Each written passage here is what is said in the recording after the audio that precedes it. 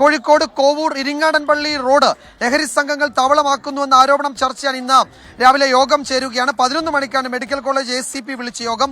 കോവൂർ ഇരിങ്ങാടൻപള്ളി നിവാസികളും കച്ചവടക്കാരും വ്യാപാരി വ്യവസായി ഏകോപന സമിതി പ്രതിനിധികളും ഇന്നത്തെ യോഗത്തിൽ പങ്കെടുക്കുന്നുണ്ട്. ദീപക് ധർമ്മടമാണ് വിശദാംശങ്ങളുമായി കോഴിക്കോട് നിന്ന് ചേരുന്നത്. ദീപക്, ഈ പ്രശ്നത്തിനൊരു പരിഹാരം ഉണ്ടാകണം. ഇന്നലെ അത് വലിയ തോതിൽ സംഘർഷത്തിലേക്കൊക്കെ കലാശിക്കുന്ന സാഹചര്യം ഉണ്ടായിരുന്നു. അപ്പോൾ ഇന്നത്തെ യോഗത്തിൽ ഒരു ഇരുപക്ഷത്തിനും സ്വീകാര്യമായ ഒരു ധാരണയിലെത്താൻ കഴിയും എന്നാണോ കരുതേണ്ടത്? വിവരങ്ങൾ എന്തൊക്കെയാണ്? Very good morning SKN Vijayakumar Rijith. ഏറ്റവും പ്രധാനപ്പെട്ട കാര്യം ലഹരി തന്നെയാണ് ഇവിടെയും പ്രധാനപ്പെട്ട ചർച്ചയാവുന്നത് എന്നുള്ളതാണ്.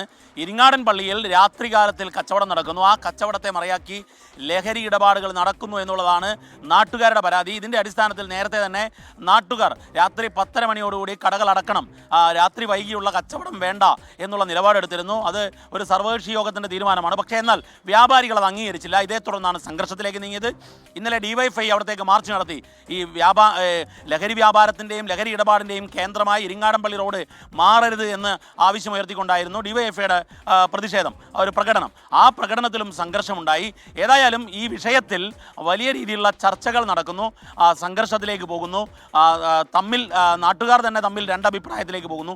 ഇത്തരമൊരു വേളയിലാണ് പോലീസ് തന്നെ നേരിട്ടിടപെട്ട് ഒരു യോഗം വിളിക്കാൻ തീരുമാനിച്ചിരിക്കുന്നത്. നാട്ടുകാരെയും വ്യാപാരികളെയും മറ്റ് സംഘടനാ പ്രതിനിധികളുടെയും യോഗമാണ് അസിസ്റ്റന്റ് കമ്മീഷണർ മെഡിക്കൽ കോളേജ് വിളിച്ചിരിക്കുന്നത്. ഇന്ന് 11 മണിക്കാണ് യോഗം. ഏറ്റവും പ്രധാനപ്പെട്ട കാര്യം വ്യാപാരത്തെ മറിയാക്കി, കച്ചവടത്തെ മറിയാക്കി ലഹരി ഇടപാട് നടക്കുന്നു എന്നുള്ളത് വസ്തുതയാണ്.